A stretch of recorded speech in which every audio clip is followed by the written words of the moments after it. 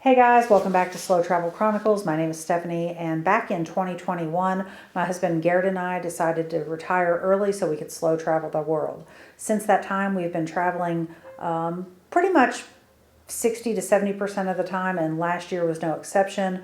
After we came back from Austria, we decided to head out west to Utah and check out the 5 national parks there. But before we made our way there, we stopped over in Albuquerque to check out the Albuquerque Balloon Fiesta. So in this week's video, we're going to take you along for that. Then we made our way up to Mesa Verde National Park, and we stayed in Cortez, Colorado, which is a cute little quirky town, and we stayed at a very quirky motel called the Retro Inn. I'm going to give you a tour of that, so let's go.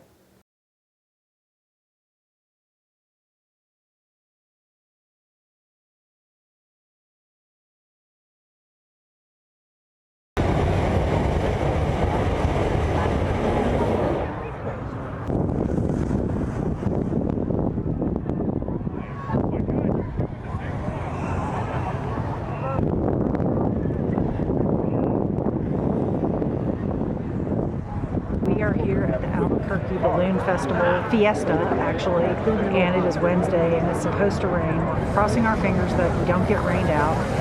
Today's Mass Ascension Day, and there are lots and lots of people here, so we are very hopeful that we're going to see the launch.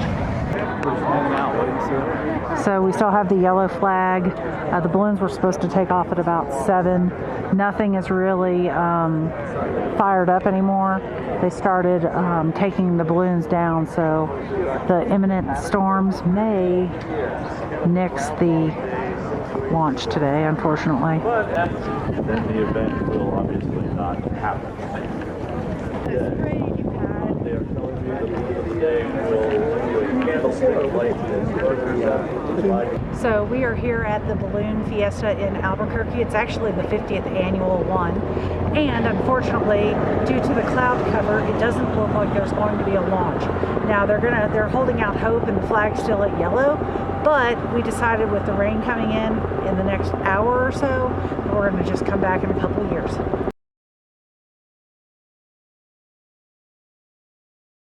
We are in Cortez, Colorado, and we are staying at this little quirky motel actually, called the Retro Inn. It's raining outside. I'll get video of it tomorrow, but each of the rooms is themed around the year. So we are in room 1983, and our theme is Star Wars.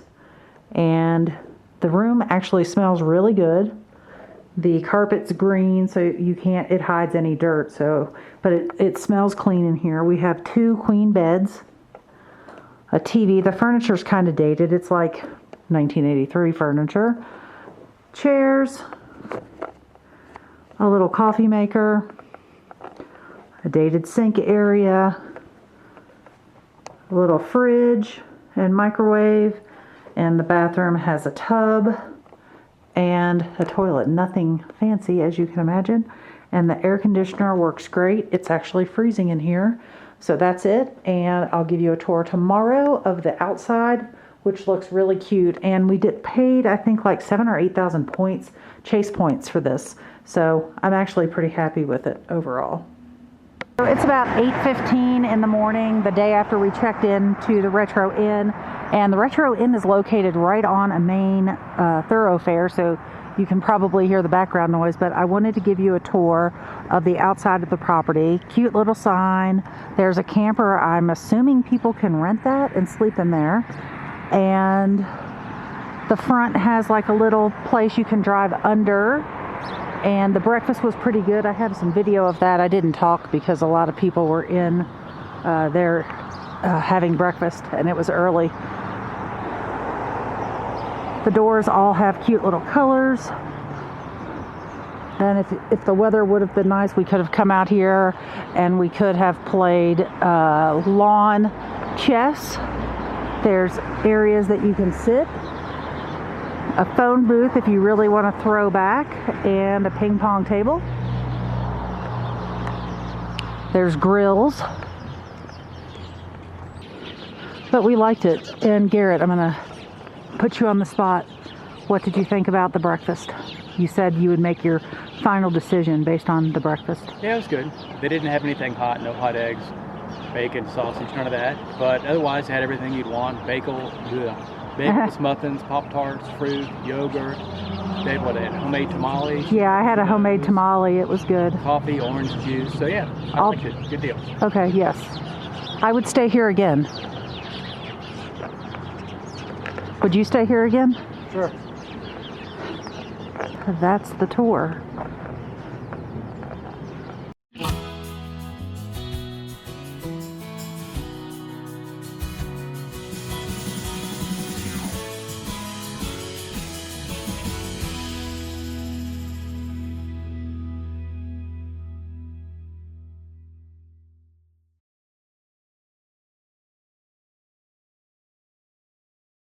We are here in Mesa Verde National Park. Got here this morning. There's 3 different areas of the park essentially. Weather Hill Mesa, which is closed for the season. Mesa Top, which is closed for roadwork, and Cliff Palace, which we are headed to for most of the morning. Right now we are at Spruce Tree House. Stephanie got some pictures of it. It's over by like a museum. It's big on the tour bus stop. So we're just going to check it out for this morning and then head out here.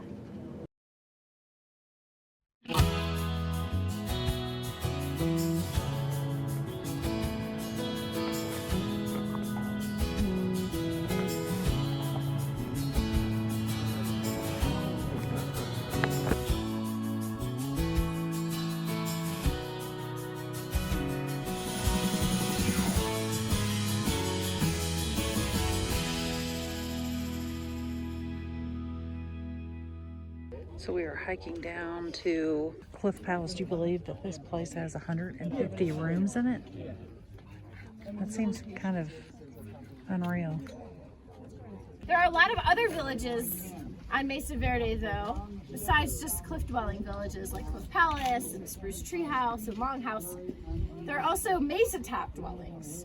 And there are many more mesa top dwellings than cliff dwellings. And some of them are actually a lot bigger because they're not constrained by the size of the alcove that those are in. And it was around that time that the first permanent homes were built on Mesa Verde. They were called pit houses. And it was really agriculture, farming, that allowed people to stop being nomadic, hunters and gatherers, moving with the game, and to start building homes that they lived in year round. And because they were farming on the mesa tops, that's mostly where people were living until the last 100 years or so that the ancestral Pueblo people lived on Mesa Verde. And in the late 1100s, we begin to see this shift where people are moving from their mesa top villages down into these cliff alcoves, and they're starting to build cliff dwellings and live in them. And that's where they lived for mostly about 100 years until ultimately people left Mesa Verde and moved south to where Pueblo people still live today.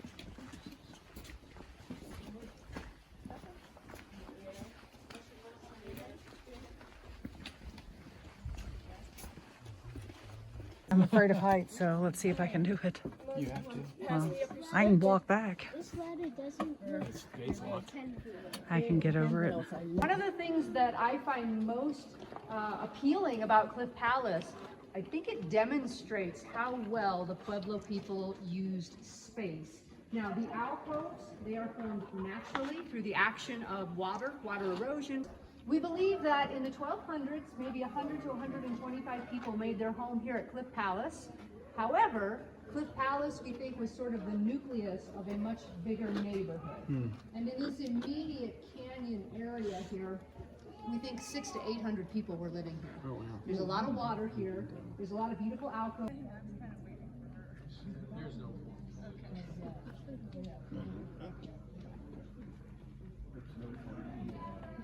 We like to talk about kivas at Mesa Verde because they are an extremely important cultural structure to the Pueblo people 1,000 years ago as well as today. So kivas are these circular subterranean rooms. We have 21 modern Pueblos today. The Pueblos today still use kivas, but they look different. Kivas today are usually above ground. They're usually really big. They're community public structures, and they're ceremonial only. Kivas back then were ceremonial, but they're also basically your living room, your family room, your sleeping room. Flat surface. You'd be able to walk across it. It'd be weighing 2-ton roof on all of these kivas. The only thing when you're walking across that kiva roof to look out for is an opening in the center. That opening would have a ladder going through it. That opening with the ladder would be your entrance and exit of that kiva.